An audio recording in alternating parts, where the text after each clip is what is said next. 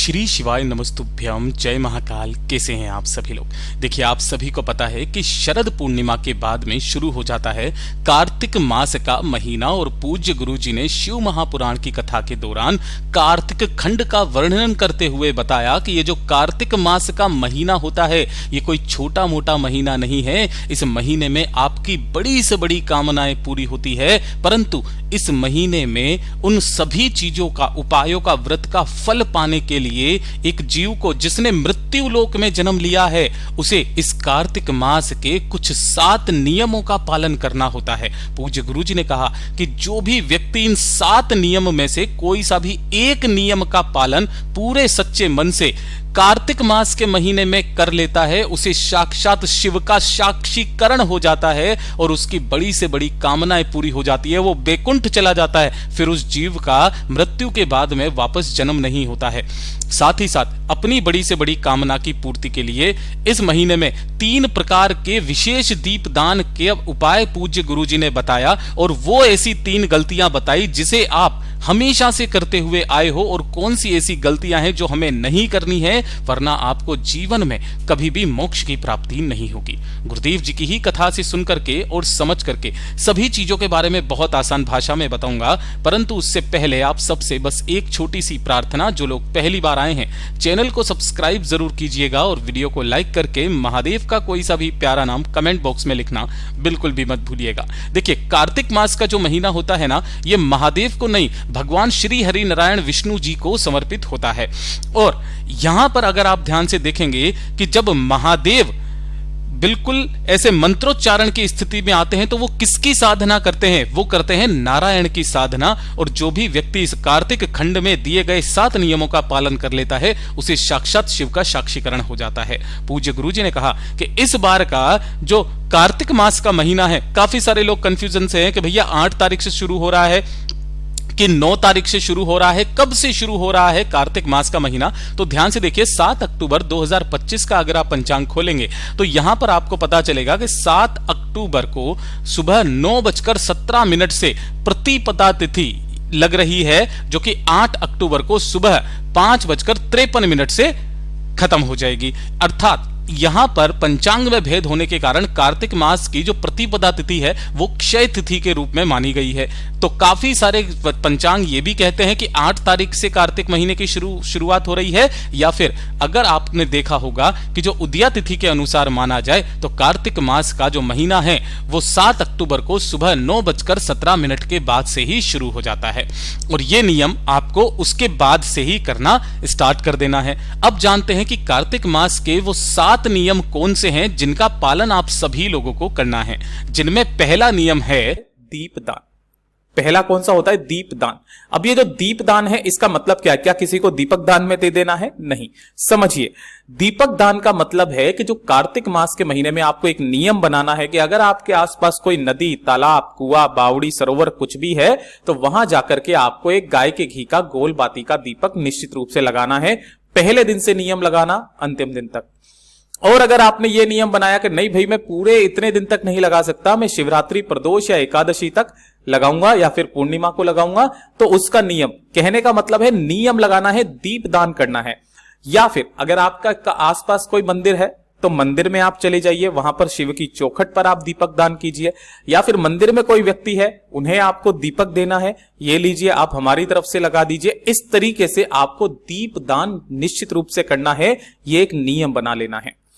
उसके बाद में दूसरा आता है तुलसी माता का।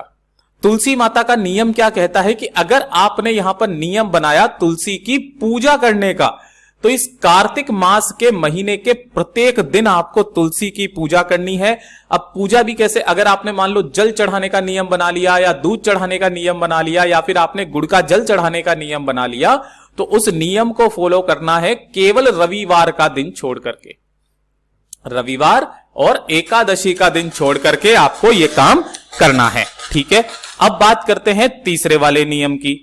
तीसरा नियम कहता है कि भूमि पर शयन आपको करना है। भूमि शयन का मतलब क्या है, काफी सारे लोग गलत समझ जाते हैं। भूमि शयन का मतलब यह है कि आपको जमीन पर सोना है। इसका मतलब यह नहीं है कि आपको बिल्कुल जमीन पर सोना है। आप चाहो तो कुछ भी बिस्तर वगैरह लगा सकते हो, गद्दा वगैरह बिछा सकते हो, लेकिन बेड हो गई, खाट हो गई, है ना, पलंग हो गया, इस तरीके से आपको अवॉइड करना है। चौथा नियम जो है वो सबसे ज्यादा मेन है। काफी सारे लोगों का एक वो रहता है कि जब वो नहा धो करके निकलते हैं ना, तो अपने शरीर पर वो क्या लगाते हैं, तेल लगाते हैं। ठीक है, तो आपको अपने शरीर पर इन कार्तिक मास के महीने में भूल करके भी तेल नहीं लगाना। आपको तेल से क्या करनी है, दूरी करनी है। तेल बिल्कुल भी अपने शरीर पर आपको नहीं लगाना है कार्तिक मास के पूरे महीने में।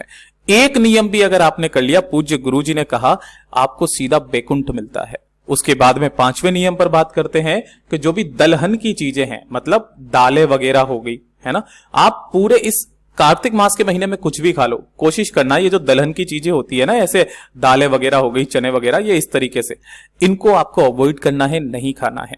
और छठे नंबर पर है ब्रह्मचर्य का पालन करना। पूरे महीने गुरुदेव ने नहीं कहा, पूरे महीने गुरुजी ने कुछ नहीं कहा, लेकिन केवल और केवल इस कार्तिक मास के महीने में आपको ब्रह्मचर्य का पालन निश्चित रूप से करना है। कोई सा भी एक नियम बना लो, जरूरी नहीं है आप इसका बनाओ, दूसरे का बना लो, कोई सा भी एक नियम। और जो सबसे मेन है सातवां, वो है जीवन में संयम बनाना। संयम किस चीज का, या तो आप वाणी पर संयम कर लो इस पूरे महीने में, वाणी पर नहीं, शब्दों में कर लो, शब्दों पे नहीं, दृष्टि में कर लो। किसी भी चीज पर आपको संयम बनाना है। कोई कटु भाषा नहीं बोलनी है, दृष्टि किसी पर गलत नजर नहीं डालनी है। पूज्य गुरुजी ने कहा कि अगर जिस व्यक्ति ने कार्तिक मास के महीने में इन सातों नियम में से कोई एक नियम भी कर लेता है ना, उसको जीवन का उद्धार हो जाता है, उसे सीधी परमात्मा शिव का साक्षीकरण मिल जाता है। पूज्य गुरुजी का बहुत अद्भुत और अचूक नियम है, जरूर कीजिएगा। और सबसे मेन बात जो पूज्य गुरुजी ने बताई, इस पूरी दुनिया में 24 तरीके के दीपक जलाए जाते हैं। कितने दीपक, 24 तरह के दीपक।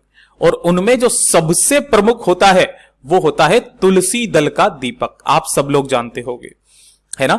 ये जो कार्तिक मास के महीने में तुलसी जी का बहुत बड़ा महत्व होता है। यहां पर आपको करना क्या है, तुलसी जी की तो सेवा आप करोगे ही करोगे। तुलसी दल का दीपक, काफी सारे लोगों को ऐसा लगता है कि तुलसी जी के पास में जो दीपक लगाया जाता है दैट इज तुलसी जी का दीपक। नहीं, इस चीज को समझना कि जब तुलसी जी सूख जाती हैं, तो जो तुलसी जी की ये सूखी हुई डंडियां होती है ना, इन डंडियों को किसी भी रुई के अंदर लपेट करके, ठीक है, और फिर रुई की जो बत्ती आप लगाते हो उसकी जगह पर आपको इन डंडियों की बाती लगानी होती है।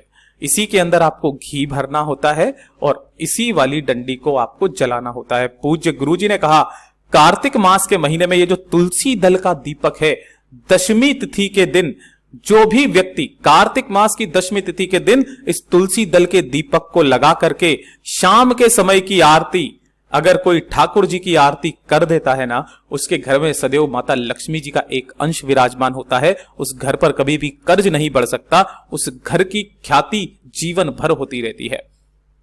पूज्य गुरु जी का बहुत अद्भुत और अचूक उपाय है, जरूर कीजिएगा। और 3 प्रकार के जो दीपक हैं उनका क्या विशेष महत्व है वो पूज्य गुरु जी ने बताया, वो चीज ध्यान से सुनिएगा। एक होता है लंबी बाती का, जिसे आप सब लोग जानते हैं।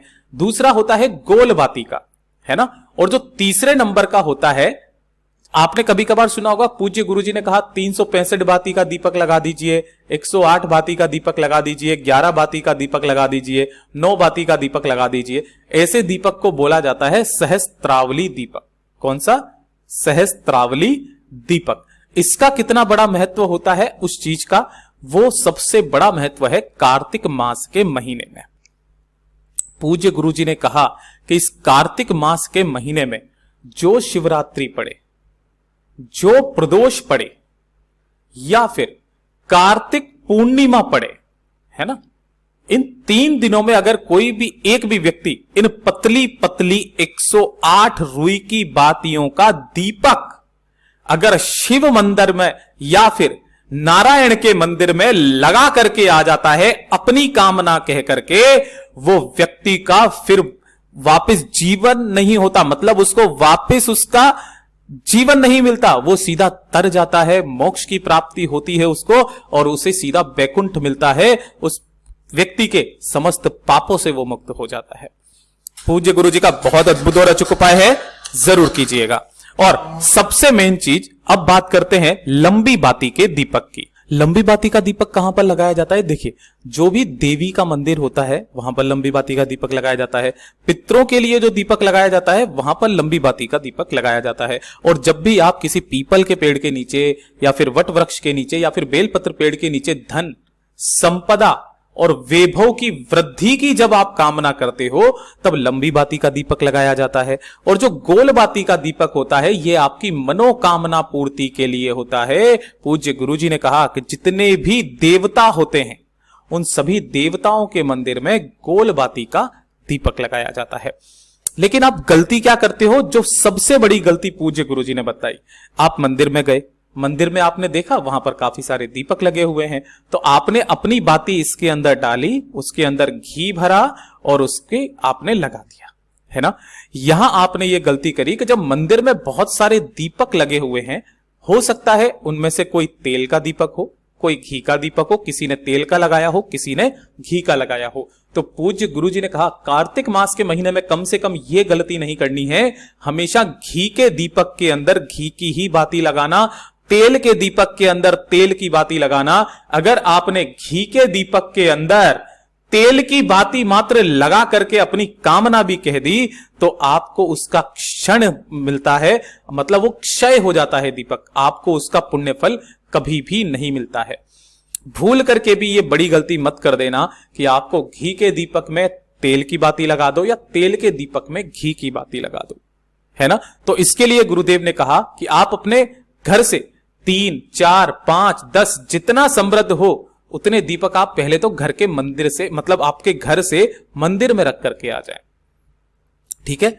और जब भी आप लेकर के जाओ तब आपको यह पता होना चाहिए कि ये घी का दीपक है तो मुझे घी की बाती लगानी है, ये तेल का दीपक है इसमें तेल की बाती लगानी है। और सबसे मेन जो चीज जो मैं करता हूं, हमेशा इस चीज का ध्यान रखना, मैं हमेशा आटे का दीपक अपना घर का बना करके लेके जाता हूं, एकदम ताजा दीपक होता है, ठीक है।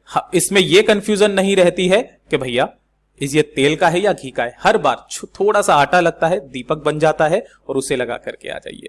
पूज्य गुरुजी ने जैसा अपनी कथाओं में बताया वैसा आसान भाषा में आपको बताने का प्रयास किया।